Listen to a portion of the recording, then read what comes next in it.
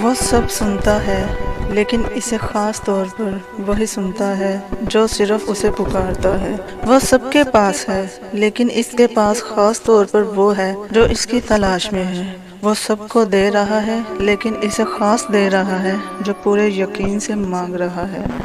ہم جو چیز مانگتے ہیں نا اللہ تعالیٰ سے، وہ اللہ کو پہلے سے ہی معلوم ہوتی ہے۔ ہم جس چیز پہ تڑپتے ہیں نا اللہ تعالیٰ پہلے سے ہی اس تڑپ سے واقف ہوتا ہے کہ ہم یہ مانگیں گے اللہ سے۔ اسے پہلے سے ہی پتا ہوتا ہے کہ ہمارے دل کس چیز میں الجھ گیا ہے، تو جب اللہ کو پہلے سے معلوم ہوتا ہے تو وہ ہمیں کیوں نہیں عطا کرتا۔ اسی لیے تو اس نے دعا بنائی، دعائیں مانگنے کے لیے ہمیں بنایا تاکہ ہم اس سے مانگیں، اس سے باتیں کرتے رہیں، اسے بلاتے رہیں، اس سے دور نہ ہو جائیں، اس کے قریب رہیں تاکہ وہ ہماری طرف متوجہ ہو سکے۔ ہم اس سے مانگیں اور انہی باتوں میں وہ ہمارا الجھا ذہن اس چیز سے ہٹا دیتا ہے۔ اتنی محبت کرتا ہے اللہ ہم سے کہ ہمارے لیے ہی وہ ہمیں غم دکھاتا ہے اور ہمارے لیے ہی ہم سے محبت کرتا ہے۔ ہماری زندگیوں میں بے چینی کی ایک بڑی وجہ یہ بھی ہے کہ ہم جہاں ہیں وہاں ہونا ہی نہیں سیکھا۔ سارا دن یا تو ماضی میں ہوتے ہیں یا مستقبل میں، اگر کہیں نہیں ہوتے تو بس حال میں نہیں ہوتے۔ وہ فرماتا ہے مت ہو پریشان میرے بندے، میرے بند کیے ہوئے دروازوں پر خیر لانے سے پہلے مصیبتوں سے گزارتا ہوں۔ اللہ کے فیصلوں پر بھروسہ کرنا سیکھو۔ کچھ پریشان کر رہا ہے، اداس ہو، فیصلہ نہیں کر پا رہے تو ایک بار اللہ سے بول کر تو دیکھو، اسے بتاؤ، اس کے ساتھ مشورہ کرو، اس سے دعا مانگو، پھر دل سے یہ خوف نکال دو کہ کیا ہوگا کیا نہیں، جو بھی ہوگا بہترین ہوگا۔ اسے ہی توکل کہتے ہیں۔ جب توکل اتنا مضبوط ہو جائے تب ہی معجزے ہوا کرتے ہیں۔ بس تمہیں اپنے معجزے کا انتظار کرنا ہے توکل سے۔ کیوں وسوسے ستا رہے ہیں تمہیں؟ کیوں خود کو اتنی مشکل میں ڈال رکھا ہے؟ جب تمہارا پروردگار تمہیں کہہ رہا ہے کہ ڈرو نہیں اور غم نہ کرو، یقیناً ہم تمہیں بچانے آ رہے ہیں، تو پھر بے خوف ہو جاؤ۔ جب اللہ نے کہہ دیا کہ وہ تمہیں بچانے آ رہا ہے تو کس میں اتنی جرأت کہ اس کے راستے میں کھڑا ہو سکے؟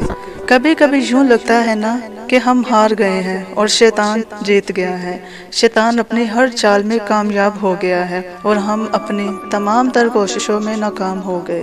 لیکن جس انسان کے دل میں دعائیں ہوں، اللہ پر یقین ہو، تو اس انسان کی زندگی میں رحمان کے ہوتے ہوئے شیطان کا کوئی فیصلہ بھلا چل سکتا ہے کیا؟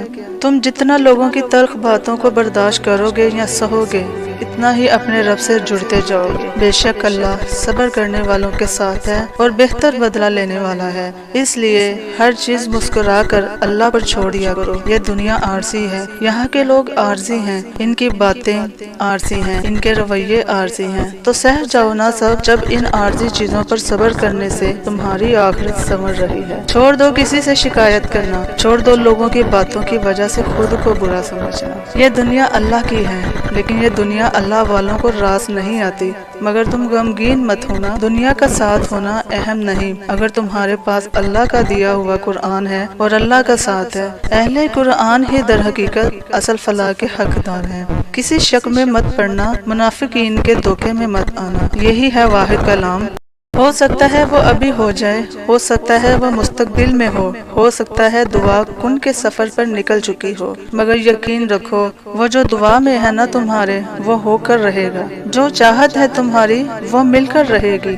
دیکھو خدا محروم نہیں کرتا، وہ تو نوازتا ہے بے انتہا، کیونکہ یہ اس کی محبت ہے تم سے۔ تو کیا تم یہ محبت نبھاؤ گے؟ خدا پر کامل یقین کر کے دکھاؤ گے؟ جب ہم اللہ سے کسی بہت بڑی شے کی خواہش کر بیٹھتے ہیں نا، پھر اللہ ہمارا صبر آزماتا ہے، ہمارے یقین کا امتحان لیتا ہے۔ وہ صبر کے ذریعے ہمیں اس شے کے قابل بناتا ہے کہ جو ہم نے اس سے مانگی ہو۔ صبر سے بندہ نکھرتا ہے، سنورتا ہے، اس کا کردار مضبوطی کا دامن تھامتا ہے، اور بندہ جتنا بھی صبر کرتا ہے اس صبر کا اجر اتنا ہی دگنا ہوتا چلا جاتا ہے۔